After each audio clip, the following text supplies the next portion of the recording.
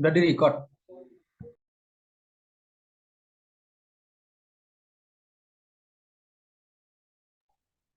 Assalamualaikum warahmatullahi wabarakatuh. Selamat malam. Terima kasih atas kesempatan yang diberikan kepada kami. Nah, di sini kami dari kelompok 8 membahas tentang urea formaldehid dan melamin formaldehid. Nah, untuk sebelum kita memasuki untuk pembahasan malam ini, izinkanlah saya untuk memperkenalkan diri saya. Saya sendiri Antoni Batayeri dengan NIM 2014-200056. Baik, perkenalkan saya Kosi Robiah Chandra Puspita dengan NIM 2114200048. Oke, baik. Perkenalkan, nama saya Ulon Afif Baruna dengan NIM 2114200029. Sedangkan saya Gafar Hamid Abdillah dengan NIM 2114200041.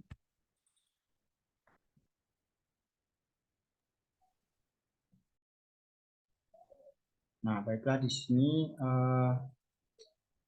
untuk definisi dari urea formaldehid ini, saya sendiri akan menjelaskan. Dari resin urea formaldehid ini adalah salah satu contoh polimer yang merupakan hasil kondensasi urea, yaitu CONH2 dengan formaldehid atau HCO2. Nah, urea formaldehid ini juga biasa dikenal dengan sebagai urea metanal. Nah, untuk urea formaldehid ini ada dua sifat.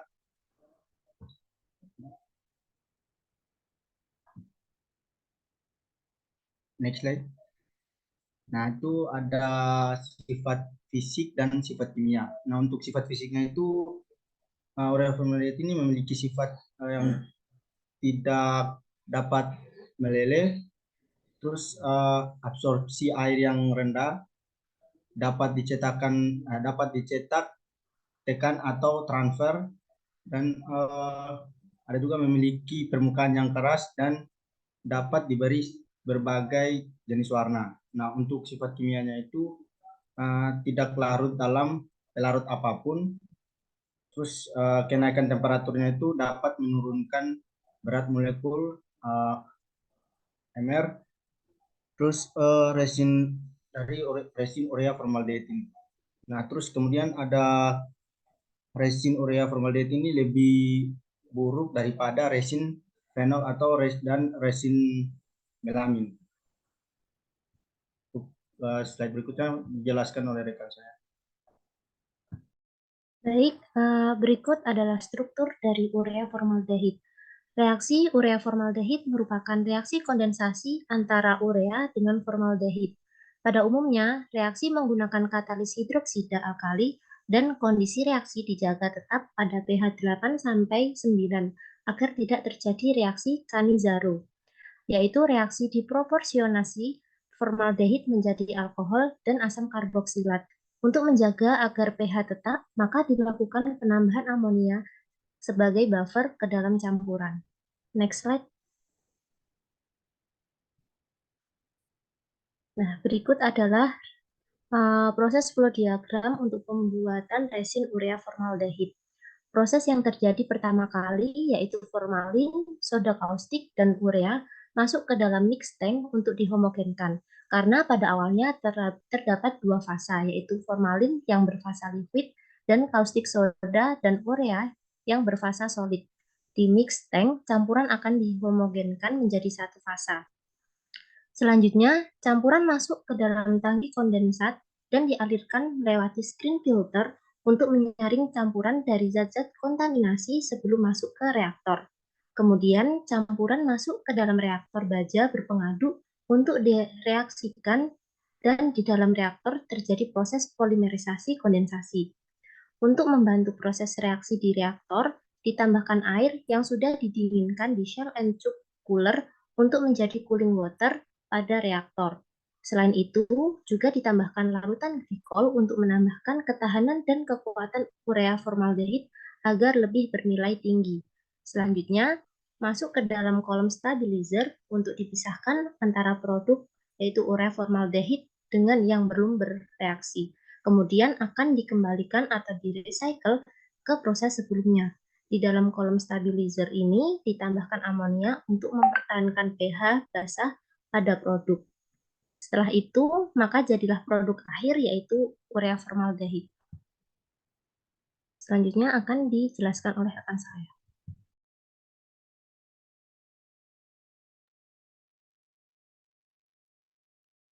Selanjutnya ada reaksi pembentukan dari urea formaldehid. Yang pertama terdapat reaksi adisi atau tahap metiolasi.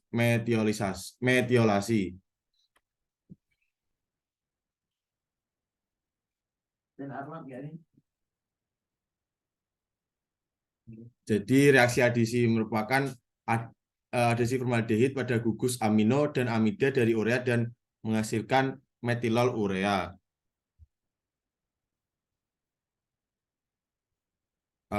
Reaksi ini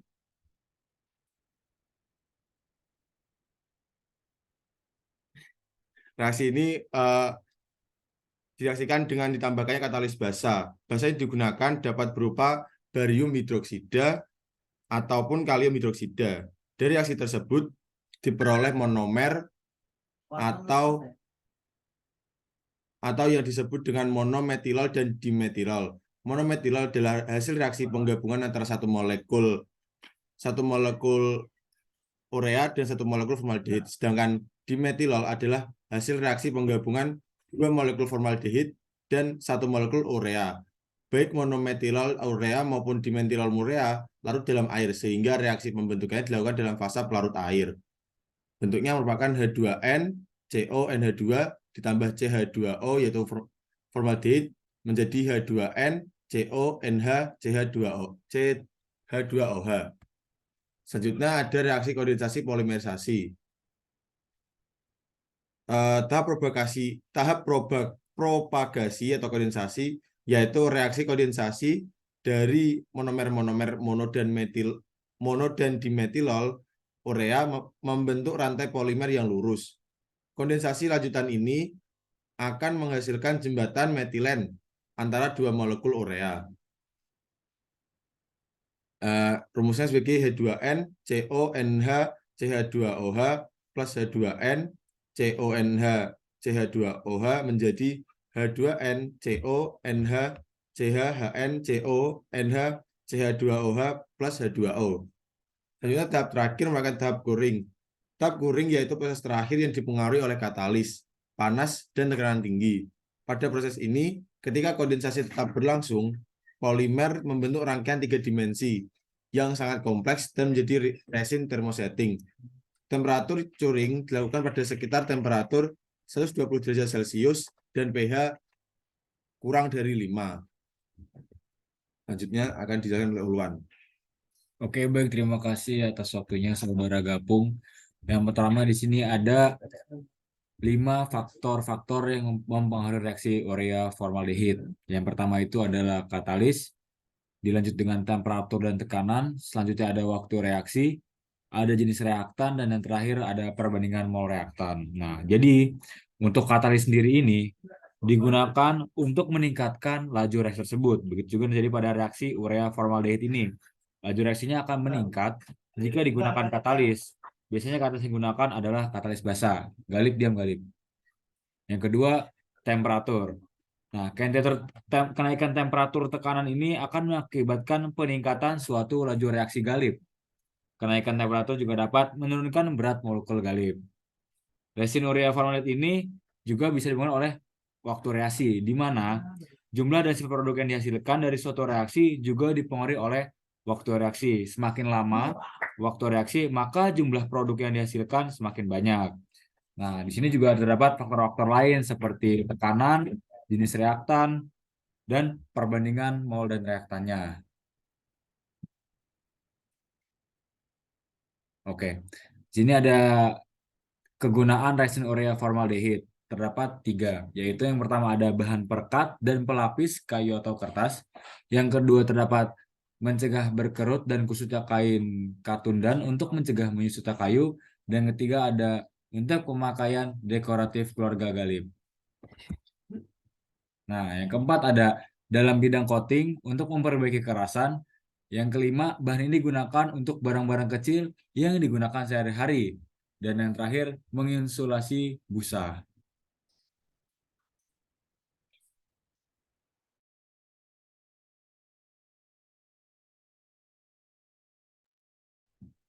Nah, baiklah, sekarang kita masuk ke yang bagian melamin. Mungkin melamin untuk definisinya atau ini akan dijelaskan oleh rekan saya.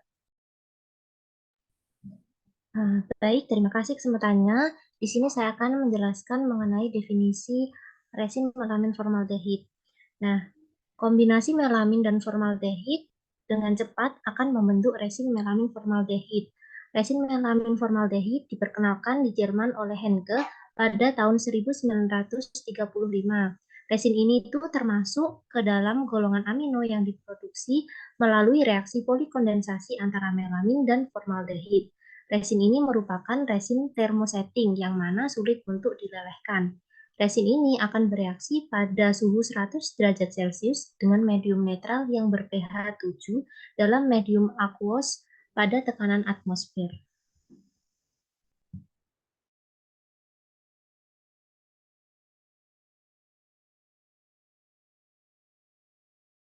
Selanjutnya ada struktur dari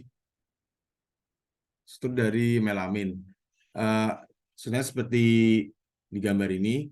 Terus reaksinya ini bersifat reaksi endotermis, membutuhkan 629 kJ per mol melamin.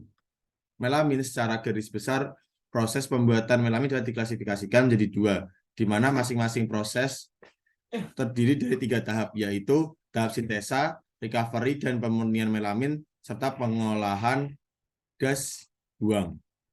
Melamin diproduksi dari disyanamid. Proses ini berlangsung di dalam autoklav pada tekanan 10 MPa dan suhu 400 derajat Celcius dengan adanya gas amoniak sesuai persamaan berikut. Di bawah ini 3H2NC dalam kurung NH NHCN menjadi 2C3N6H6. Yang kedua ada reaksi dengan aldehid. Melamin bereaksi dengan aldehid membentuk bermacam-macam produk. Yang paling penting adalah reaksi dengan formaldehid membentuk resin. MAN dalam kurung NH2 3 kali ditambah NCH2O menjadi ME dalam kurung N dalam kurung CH2OH 2 kali 3 kali. Me adalah molekul melamin di mana semua atom hidrogen yang ada pada melamin diganti dengan gugus metilol. Terus ada sifat-sifat dari melamin. Sifat fisikanya, yang pertama ada sifat fisika. Jadi melamin ini berwujud padat dengan bentuknya itu menyerupai kristal putih. Terus ada kemurnian dari melamin ini 99,9% berat. Urea maksimum ada 0,05% berat, biot maksimum 0,05% berat. Terus ada bulk density yaitu 423,088 kg per meter kubik. Ukuran partikelnya mencapai 5-10 mikron dengan melting point mencapai 345 derajat Celcius. Lalu terdapat sifat kimianya dari melamin, yaitu melamin ini bersifat basa. Hidrolisa dengan basa jika direaksikan dengan NaOH. Terus ada bereaksi dengan aldehid, bereaksi juga dengan amin, dan juga sifat kimia yang terakhir itu akilasi. Oke, baik. Terima kasih atas waktunya. Di sini ada flow diagram pembuatan melamin formaldehid. Nah, di sini terdapat 3 tahap secara garis besar. Yang pertama ada gas scrubbing, yang kedua ada reaction and filtration, yang ketiga ada kristalisasi dan separasi.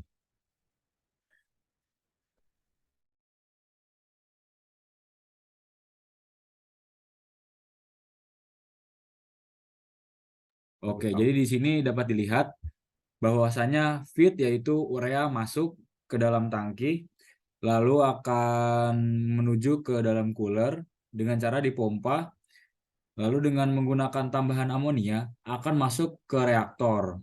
Nah, di situ juga terdapat kompresor dan pemanas. Setelah sudah masuk di reaktor, kan di sini kan termasuk ke tahap kedua yaitu reaksi dan filtrasi.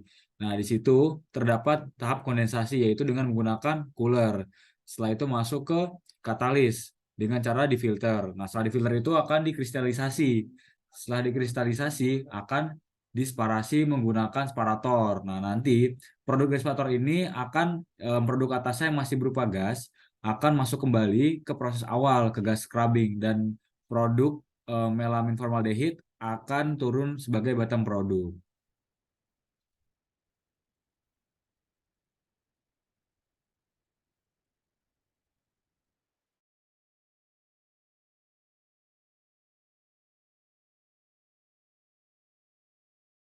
Nah, baiklah, di sini ada kegunaan melamin di industri. Nah, untuk kegunaan melamin di industri ini ada resin, terus ada industri adhesif, sama molding, laminasi, sama coating. Nah, untuk resin ini biasa dipakai atau digunakan itu terutama sebagai bahan pelapis gitu, atau bahan pernis atau bahan perekat gitu. Nah, sedangkan untuk adhesif ini untuk biasanya itu bahan yang digunakan untuk menyatukan atau menyambungkan suatu bahan gitu. Dia kayak sebagai lem gitu. Jadi baik itu logam atau kayu gitu, itu bisa aja dia pakai untuk menyambungkan gitu, sebagai lem lah pokoknya. Sedangkan untuk molding itu untuk pencetakan atau sebuah proses yang dengan proses produksi dengan membentuk bahan mentah menggunakan sebuah rangka kakao atau model yang disebut sebuah mold gitu. Kemudian ada laminasi ini itu teknik atau proses pembuatan bahan dalam beberapa lapisan. Dia seperti uh, ada kayak seperti bahan-bahan lapisan yang halus yang seperti kertas-kertas yang halus yang tipis itu. Sedangkan untuk coating ini coating surface ini dia itu biasa digunakan di industri itu sebagai tahap persiapan atau permukaan menjelang aplikasi atau coating merupakan faktor kunci dari keberhasilan dalam pengaplikasian gitu. Next slide. Sekian dari kelompok kami. Apabila ada salah kata, mohon maaf. Assalamualaikum warahmatullahi wabarakatuh. Waalaikumsalam warahmatullahi wabarakatuh.